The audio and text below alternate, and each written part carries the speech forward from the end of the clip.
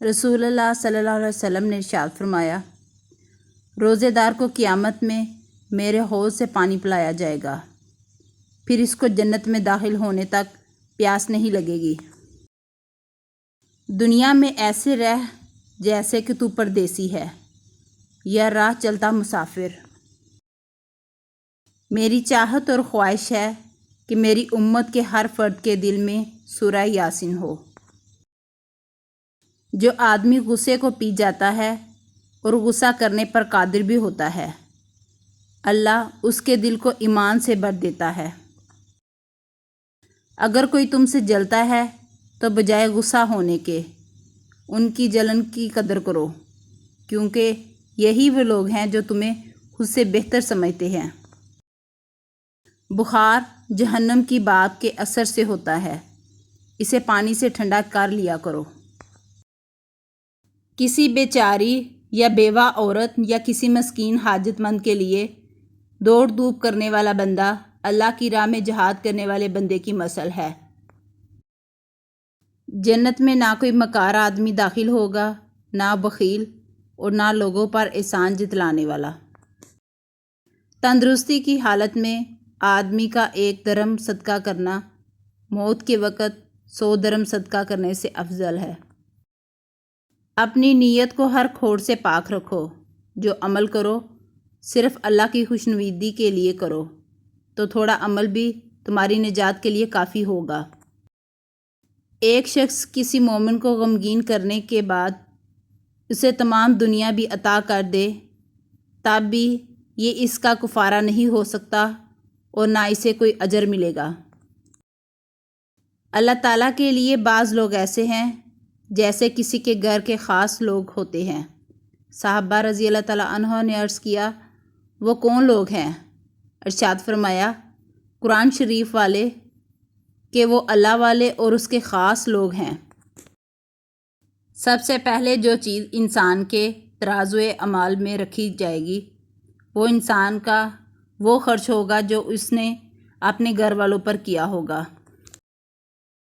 اللہ تعالیٰ فرماتے ہیں، میرے ذکر کے لیے وقت نکالو، میں تمہارے کاموں میں برکت عطا کروں گا، ورنہ دنیاوی کاموں کی کثرت تم پر اس قدر مسلط کر دوں گا کہ تمہیں فرصت ہی نہ ہوگی اور سکون سے محروم ہوگے۔ دکھ درد تکلیف اگر اللہ کی ناراضگی ہوتی تو یہ نبیوں کو نہ ملتی۔ یہ نعمت ہے جو اللہ کا راستہ دکھاتی ہے۔ بے شک اللہ کی نعمتوں کے بھی کچھ دشمن ہیں۔ پوچھا گیا، یا رسول اللہ، نعمتوں کے دشمن کون ہیں؟ فرمایا، یہ دشمن وہ ہے جو لوگوں سے ان کی نعمتوں کی بنا پر حسد کرتے ہیں جو اللہ نے اپنے فضل سے انہیں دی ہیں۔ زیادہ مال جمع کرنے والے لوگ اللہ کی نظر میں حقیر ہیں، مگر کثرت سے صدقہ کرنے والے اللہ کی نظر میں محبوب ہیں۔ صدقات کے ذریعے فکروں اور پریشانیوں کو حل کرو، اللہ عز و جل تمہاری تکلیفوں کو دور فرمائے گا اور دشمن کے خلاف تمہاری مدد فرمائے گا۔ اپنی زبان کو قابو میں رکھو اور فارغ وقت گھر میں ہی گزارو اور اپنی غلطیوں پر خوب رو، پس تم نجات پالو گے۔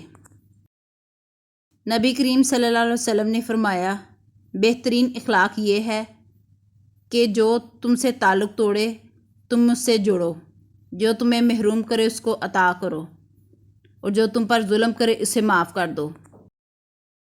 رسول اللہ صلی اللہ علیہ وسلم نے ارشاد فرمایا، جو درجہ خاموشی کی وجہ سے انسانوں کو ملتا ہے وہ 60 برس کی نفل عبادت سے بہتر ہے۔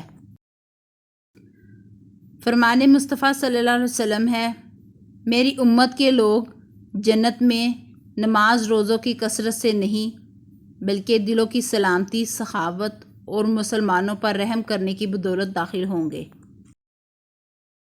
جو اپنے والدین کو خوش کرتا ہے وہ اللہ کو خوش کرتا ہے، اور جو آدمی اپنے والدین کو ناراض کرتا ہے وہ اللہ کو ناراض کرتا ہے۔ نبی کریم صلی اللہ علیہ وسلم نے فرمایا، آسانیاں پیدا کرو، مشکلات نہیں، لوگوں میں اطمینان پیدا کرو اور نفرت مت پھیلاؤ۔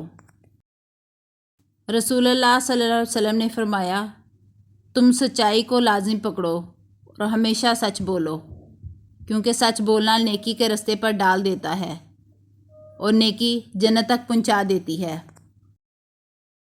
کامل مومن وہ ہے جو خوش اخلاق ہو اور گھر والوں سے نرم سلوک کرنے والا ہو۔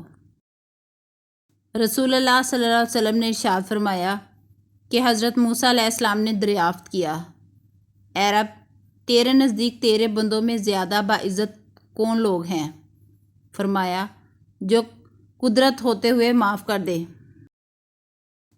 رسول اللہ صلی اللہ علیہ وسلم نے ارشاد فرمایا کہ جو شخص ظالم کے ساتھ اس کی مدد کے لیے چلتا ہے، حالانہ وہ جانتا ہے کہ وہ ظالم ہے، تو یقیناً وہ اسلام سے نکل جاتا ہے۔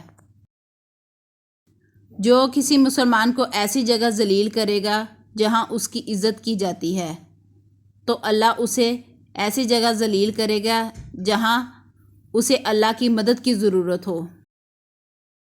رسول اللہ صلی اللہ علیہ وسلم نے فرمایا، 4 چیزیں خوش بختی کی علامت ہیں: نیک بیوی، کھلا گھر، نیک ہمسایہ، اچھی سواری۔ اور 4 چیزیں بدبختی کی علامت ہیں: بری بیوی، تنگ گھر، برا ہمسایہ، بری سواری۔ حضرت محمد صلی اللہ علیہ وسلم نے ارشاد فرمایا، میری امت میں ایسے لوگ بھی ہوں گے جنہوں نے مجھے ظاہری طور پر نہیں دیکھا ہوگا، مگر میرا دیدار انہیں اپنے مال اور اہل و عیال سے بڑھ کر محبوب ہوگا۔